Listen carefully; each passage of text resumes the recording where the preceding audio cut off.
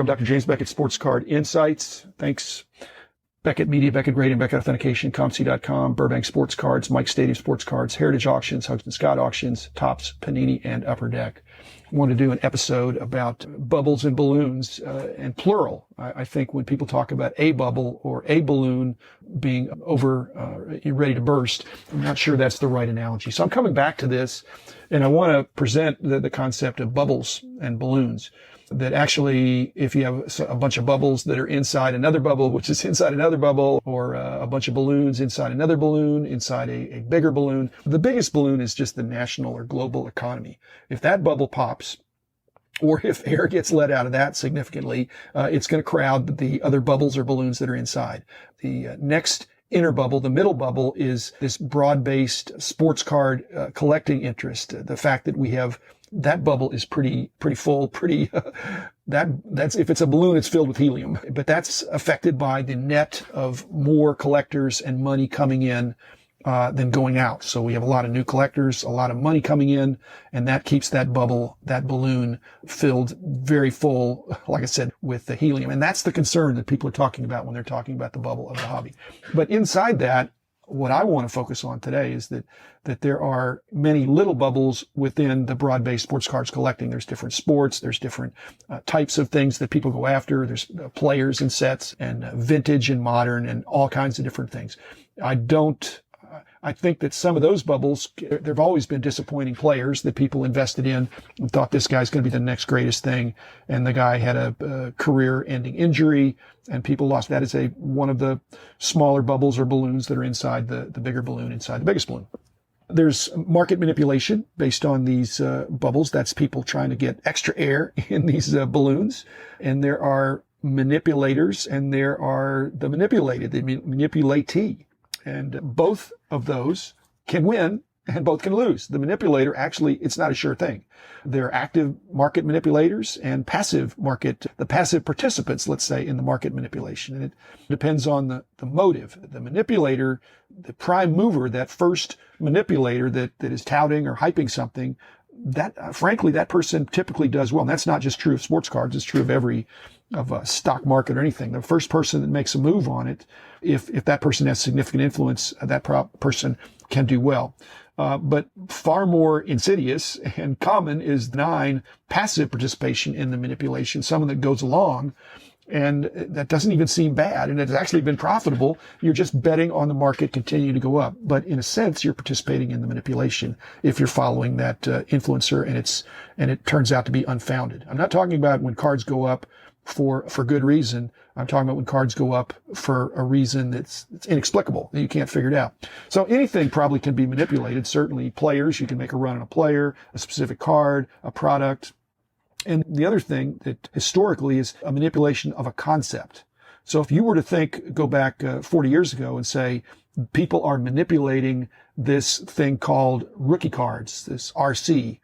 If you thought that was hype and manipulation, you would have missed out on this amazing bull market of rookie cards having extraordinary value. Same thing with Hall of Famers. If you go back 50 years, when I first got into it, there was not much of a premium for Hall of Famers, even the very best players. And so if you were to say that's just a hype, that's a fad, that's a manipulation. No, it's so widespread and it's accepted. Another thing that's accused of manipulation and probably is here to stay is the emphasis on high-grade specimens. There were people, go back 20 years ago, when people said that's ridiculous to pay such a premium. That's manipulation. You shouldn't pay that much more for an 8 than a 7, a 9 than an 8, a 10 than a 9. And if you were thinking that way, you would have been wrong for 25 years because that again is an enduring trend, not a manipulation that was short-lived. But same thing, second-year cards, inserts, parallels, variation cards was something that was a little bit faddish. Error cards, a little bit faddish. One of ones, easily manipulated, except that you can control the market because you get the one of only one. So what would I do if I were thinking about avoiding being manipulated? How would I know if I'm being stretched to pay more than what I should just based on what's going on? I know I'm biased, but I'd look at the first published price in a Beckett magazine or a Beckett book. I'd want to see what did the price start out at before. The first price usually has a recognition of supply and demand, but it's early demand. And so if it was, same thing with a product that's an unopened product, what was the original intended SRP? If it was a $100 box and it's now selling for $500, what has changed since? Was the supply misperceived, or how has demand skyrocketed at 500%? Is it a good reason? You certainly know the card companies were trying to price things fully, and they were expecting that there would be rookie cards that would hit it. And so when something gets way above SRP, it needs to be for a really good reason. People talk about fear of missing out. I think the greater fear is fear of embarrassment. But the fear of embarrassment is not, it works both ways. It's not the fear of embarrassment of I paid this much for this card and now it's not worth very much. It's more the embarrassment, as I've mentioned in some of these episodes. I have to lament the cards I passed on, and I'm embarrassed to say I didn't bid higher and I became the underbidder. So there's two kinds of embarrassments: embarrassment of how much I paid for something that is no longer worth that much, and the embarrassment of passing on something that now is worth a lot. Okay. What if I started a podcast? Hello, cautious sports card investors. Would that be a popular podcast? I think not. Sports card investors, that has a nice ring to it. But the cautious sports card investors, who would want to listen to that? It'd be advice on what not to buy. Again, people love to see things going up. There's nothing wrong with that. That's human nature. What I'm trying to do is change this into, instead of buying this, buy that. So don't buy this, not that. That there are alternatives, and if something is too manipulated and the price is too high, you don't have to follow the herd. In fact, that's the antidote, I believe, to bubble or bubbles or balloon or balloons popping or imploding, because bubbles of various sizes have popped throughout the years and the hobby has endured. If you're an investor, you probably should consider diversifying your smaller hobby balloons, because you should not expect that not all will be winners, and no one can tell you which ones will be winners. There's no sure things. There are any number of macro and micro things that could happen that no one can predict the future. And if you're a collector, I wouldn't worry about it. Collect what I like, but have some restraint. And the restraint that I'm recommending is to treat every transaction or acquisition you make as a quasi trade. And even if it's money for cards, you have other things you could do with the money. Do you want that card so bad?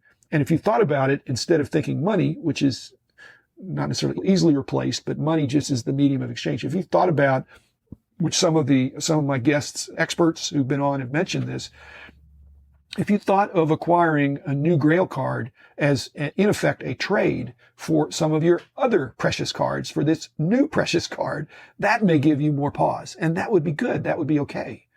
If you thought, well, in order to get this really good card that's run up in price, I'm going to have to trade off or sell these other two cards that also have run up in price. Do I really want to do that? And just to be able to stop and not be on an emotional roller coaster where you have to have it, that's trouble. So again, hello, cautious sports card investors. It's okay to be cautious, but I don't deny it's not as much fun. And that's the dilemma of being trying to avoid bubbles and balloons and being a cautious, prudent, but sports card investor or collector that is really enjoying the ride. If you don't enjoy the ride, like I say, if in doubt, don't. There are a few cards that if you don't buy them, they only come around once, but with prices going up, it's amazing how things have come out of the woodwork as prices have increased. And I don't expect that will change. And if prices go down, I think the same thing will happen. There'll still be a lot of stuff out there that is good stuff that people can buy and enjoy. So thanks, listeners. Thanks, everybody. And I will be back tomorrow with another episode.